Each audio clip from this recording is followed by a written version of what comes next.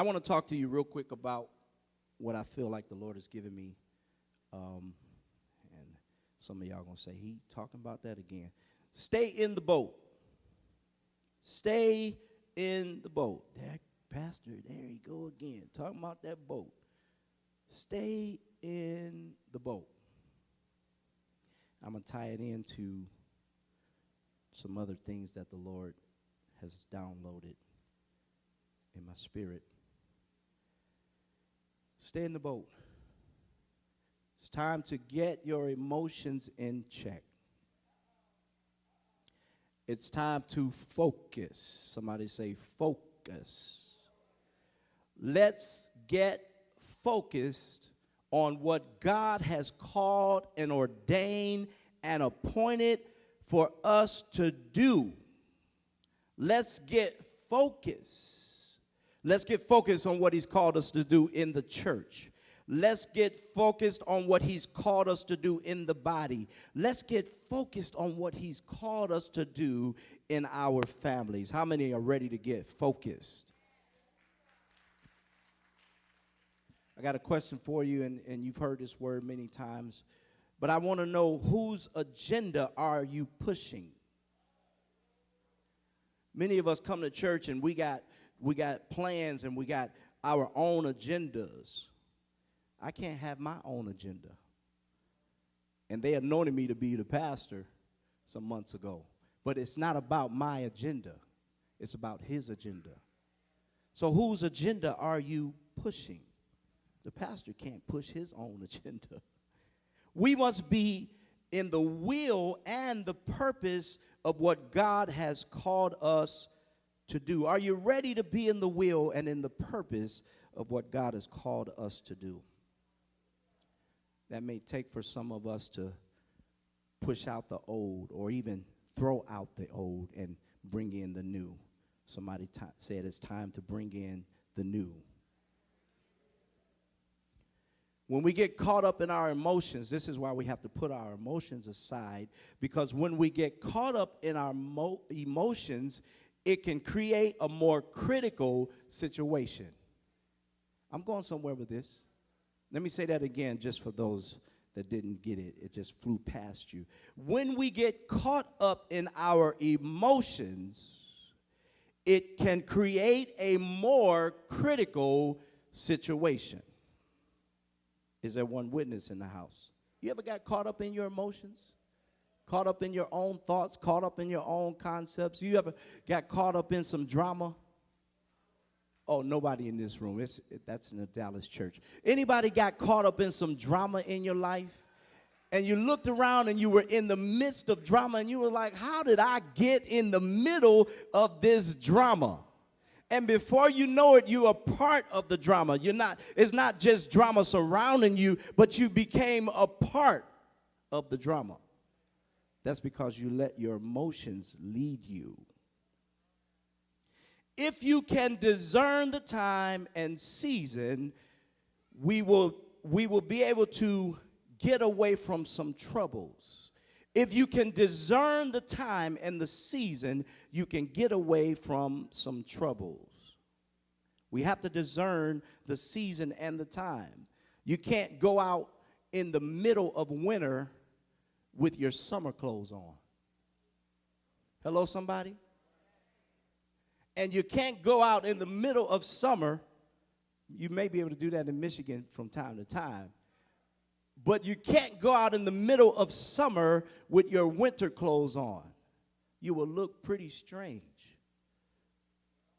with a Max Julien and 3 pair of pants and 5 shirts and a hoodie and 5 hats, three hats. I don't even know if you can get 5 hats on your head. But you will look pretty strange if you're not discerning the season and you go out in the middle of summer and you dress like it's winter. Are you still with us?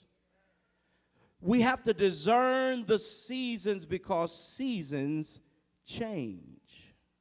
Tell somebody, don't treat me like the season that I was in last season. Tell somebody, don't treat me like, ooh. Don't treat me like the seasons of yesterday. I'm out of that season, y'all. I'm at a higher place. I'm in a higher place. I'm in a higher calling. Don't treat me like the seasons of yesterday. We must discern the time. How many know the time is important? I was going to the airport yesterday morning, very, very early, and on my way to the airport, I've learned how to get there because of my dad, get there an hour early or an hour and a half, and sometimes I get there 2 hours early. Now, somebody may look at me like, 2 hours early, man? You sitting there in the airport for 2 hours? No, by the time I park my car, get the ticket, park in my car, check my bags, and if I'm going to carry them on it, and then it's a half a mile, quarter of a mile to get to the gate. And if I'm hungry, I'm going to get something to eat on the way. And so by the time I get there and I eat and I sit down, I'm just in time. But if you got there 3 seconds after they close the gate, you won't make it. How many know you missed that flight? That's why you have to discern. You got to look at time as being important. How many play basketball in this room? You play basketball. Some of you may play basketball in the crates. You know, back in the day, we put the crate on the pole and shoot rocks, Tony. But we play basketball. If you make a shot, Josh, after the clock has gone, you won't get the credit for that point. It won't count. And many things in our lives, we're after the time. We're after, somebody say, I'm trying to catch up. Good to see you, Sister Cookie. I'm trying to catch up with God's timing and God's season. Tell somebody it's time to catch up. As a matter of fact, I want to be so into God that I see things before they happen. Oh, that's just for about 2 people. I want to be so into God that I see things before they happen. I want to discern the time. I want to discern what God is doing in the earth. How many know this is a season of the supernatural? Not only is it a season of the supernatural, V, but it's a season of increase. And if you're not discerning the season, you will miss the increase. Oh, I just said something. If you're not discerning the season and you're looking in your rearview mirror, come on, you're going to miss what God has before you. And I said that the Lord has something for you. I believe it is increase. Increase in your home, increase in your family. You might have another baby. I don't know. I'm just saying. Increase, increase, increase. How many need finances? Increase. Why don't you put your hands together and bless God for increase? Let's go. Mark 11:35 and 41. Mark 11:35 through 41. And the same day when the evening was come, he said unto them, let us pass over unto the other side. And when they had sent away the multitude, they took him even as he was in the ship. And there were also with him other little ships. Sometimes we kind of breeze over that part. I'm coming back to it. And there arose a great storm of wind, and waves beat into the ship, so that it was now full. And he, Jesus, was in the hinder parts of the ship, asleep on a pillow. You're asleep on a pillow, Jesus? Asleep on a pillow. And they awakened him and said unto him, Master, carest thou not that we perish? Come on, we're drowning out here in this boat.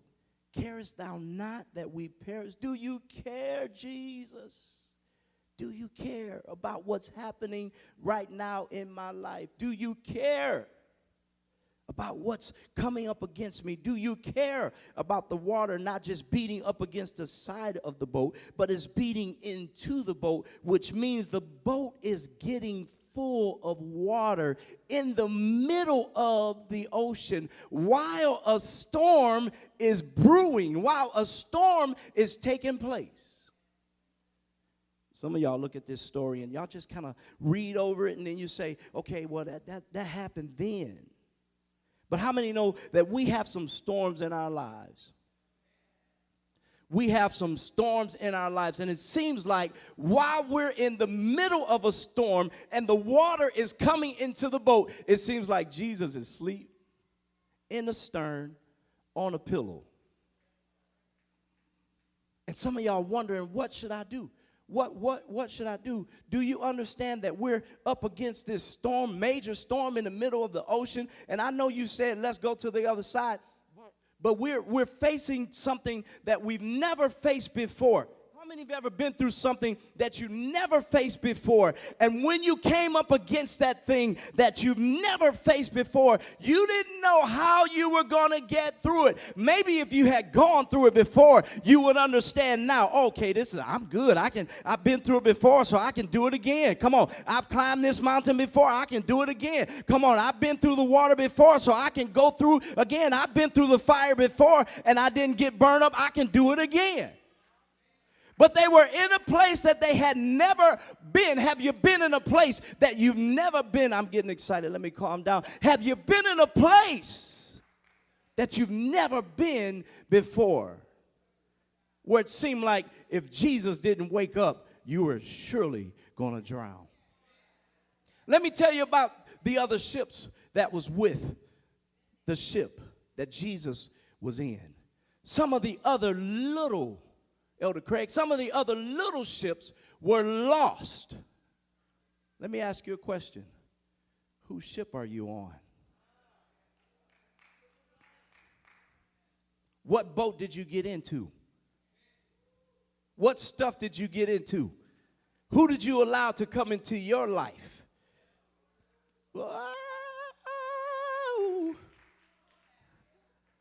Who did you allow to come into your atmosphere and change your atmosphere? Who did you allow to come into your house and change your environment? Who did you allow to take your focus off of Jesus being on your boat? See, Jesus said this. This is what he said. He said, get in the boat because we're going to the other side. Some of y'all need to stop and ask, this boat or that boat? And you got in the wrong boat because you didn't just stop and ask. Somebody need to ask, which boat? Which boat am I getting in? Because I don't want to get in a boat that's going to be lost. Come on. I want to get in a boat that's going to make it to the other side. What did Jesus say? Let us go to the other side. That means for sure we're going to get to the other side. I know the storm is looking crazy. Woo! I know the clouds are gathering. It's dark all around. I know it's looking really, really, really crazy. But what did Jesus say? What did Jesus say? And when Jesus said, let us go to the other side, that means we're going. That means no matter what you come up against, I got you. That means whatever you come up against, I'm carrying you. That means whatever, you're not going to drown in the midst of this. Whatever you're up against, I got you. Oh, glory, glory, glory. I got you. I got you. In your darkest hour, I got you. In the dimmest hour, I got you. Wherever you are, I got you. I got you. Well, Jesus, it's a hurricane. I don't know about hurricanes. Can you stop the hurricane? And Jesus say, peace, be still. Come on. Can you stop the wind and the waves? And Jesus say, peace, be still. Can you stop the hell that I'm going through in my life right now? And Jesus said, Be still. Come on, can you stop what I'm up against? My back is up against the wall. I don't see my way out. I don't see my way over. I don't see my way through, and Jesus speaks.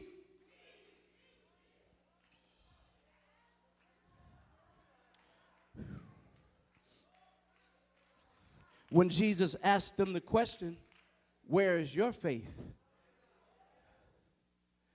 He was challenging them. He was challenging them to raise their faith. I want to challenge somebody in this room. Come on, I want to challenge you this morning. I want to challenge you this afternoon to raise your faith. And it doesn't matter where you are. It doesn't matter where you've been. Raise your faith. Raise your faith and believe that you have the authority over every situation. I feel the Holy Ghost in the room. You have the authority over every situation, that if your faith is strong, you can speak. You can speak to it. I know your money's funny and your change is strange, but you can speak to it. When the enemy's trying to play with your mind, play mind games, y'all know he's a good mind game player.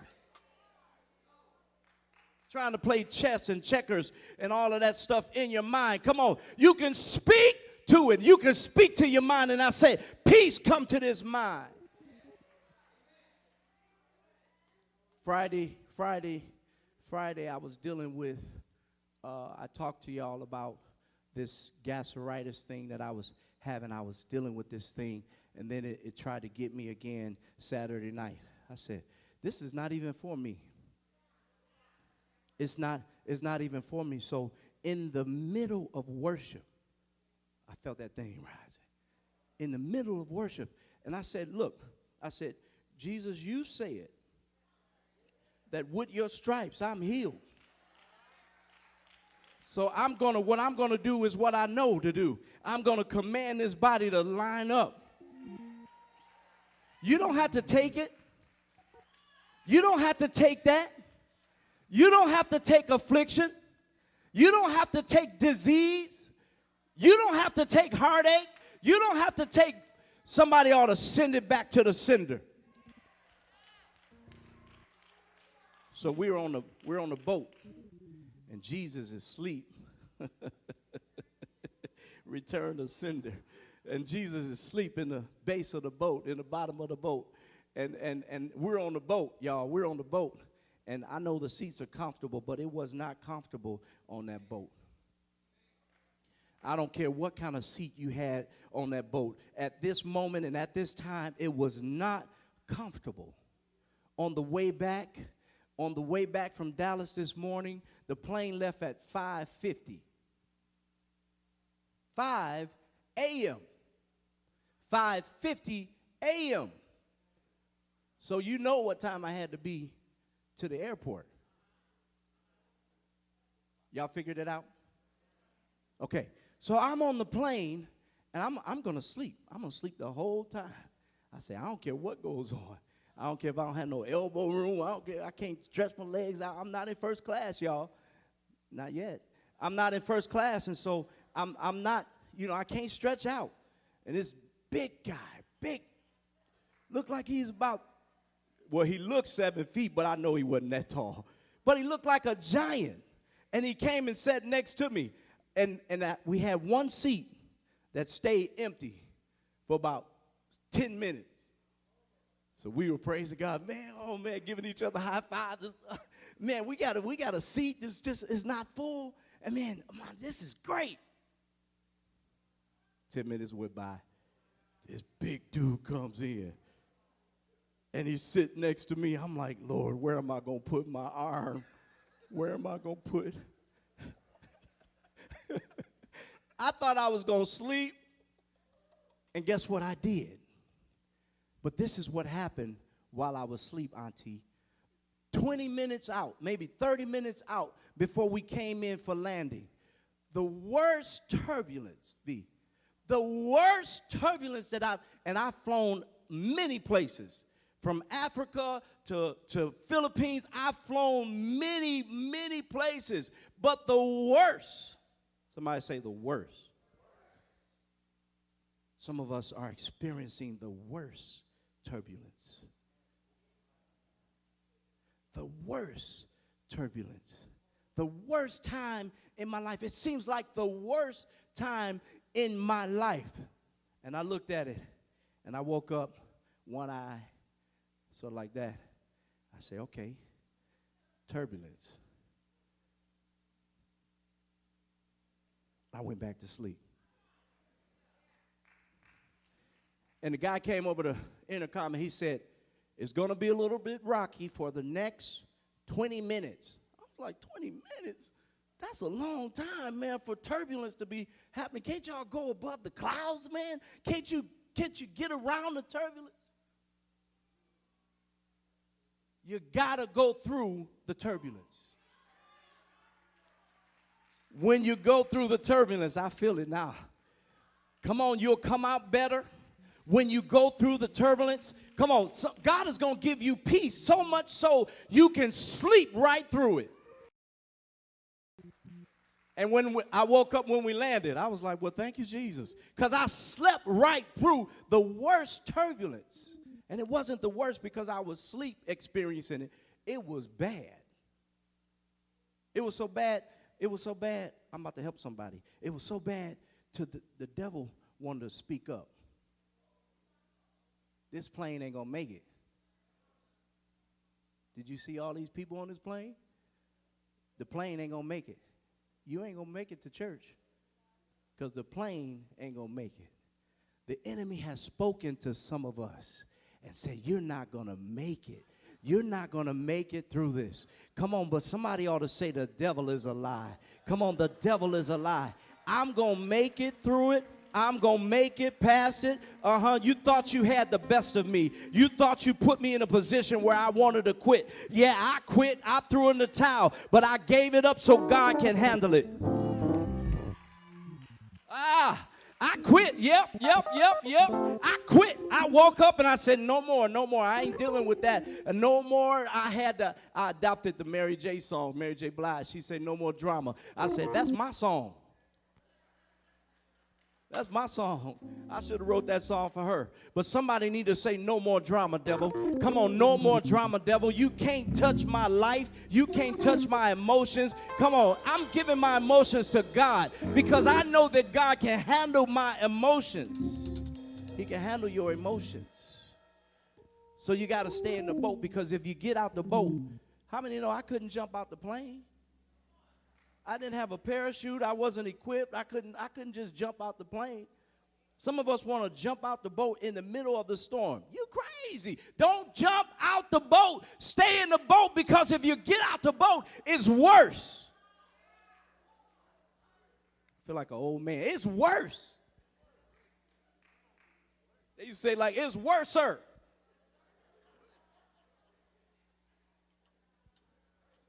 I need to look that word up. It's worse. And y'all trying to get out the boat while the storm is brewing, while the storm is beating against the ship. You trying to get out the boat. It ain't time to jump out the boat. Raise your hands and say, I'm staying in the boat. Because while you're in the boat, all you got to do is wake up Jesus. Come on. All you got to do is say, Jesus, wake up. You know we in the middle of this storm. You already know. But don't you think that Jesus knew that you would go through it? Don't you know that Jesus knew that you would face whatever you are facing in your life? He knew so that he can tell you to say to the storm. He knew so he can tell you to speak to the storm. He knew so he can teach you to talk to your storm. He knew so he can tell you that storm, you gotta be still. You can speak peace to any situation. Guess what? The disciples had to look at Jesus on the cross. Do you think that they were going through something? Come on, you think that they were tormented? Come on, we couldn't protect him. We couldn't cover him.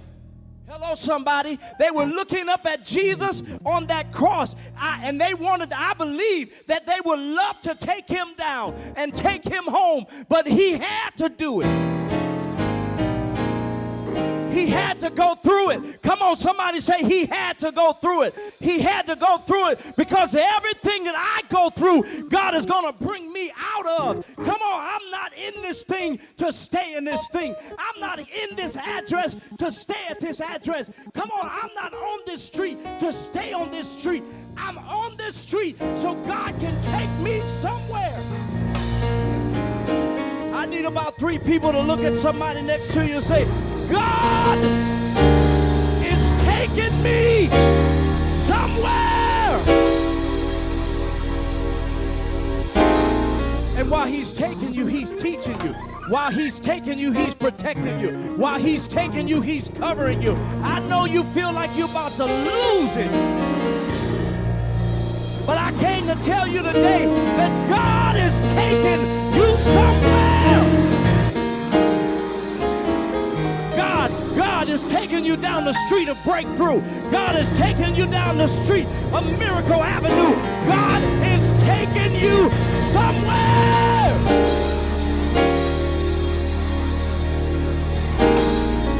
He's going to make some millionaires in the room.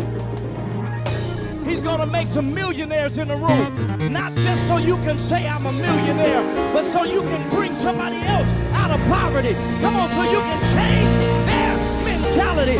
God is taking you somewhere.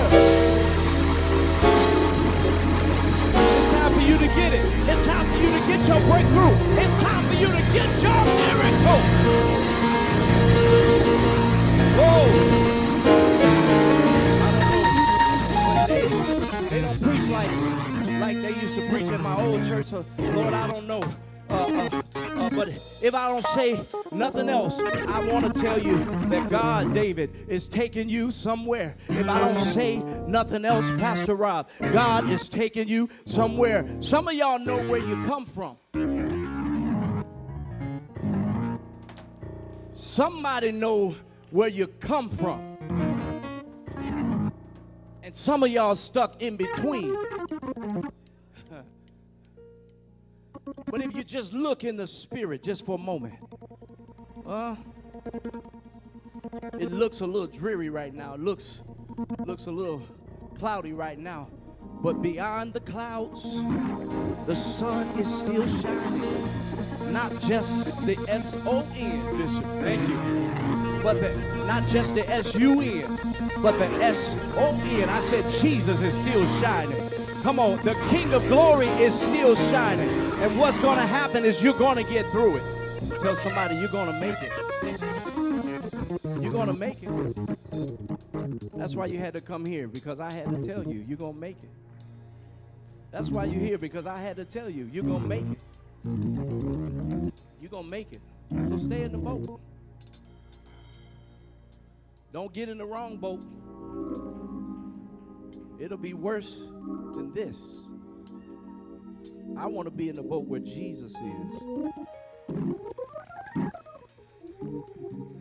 I want to be in the boat where the Prince of Peace is, the Rose of Sharon is, the Lily of the Valley is, the King of Kings is, the Lord of Lords is. Come on, I want to be in that boat. How many want to just raise your hands in this room?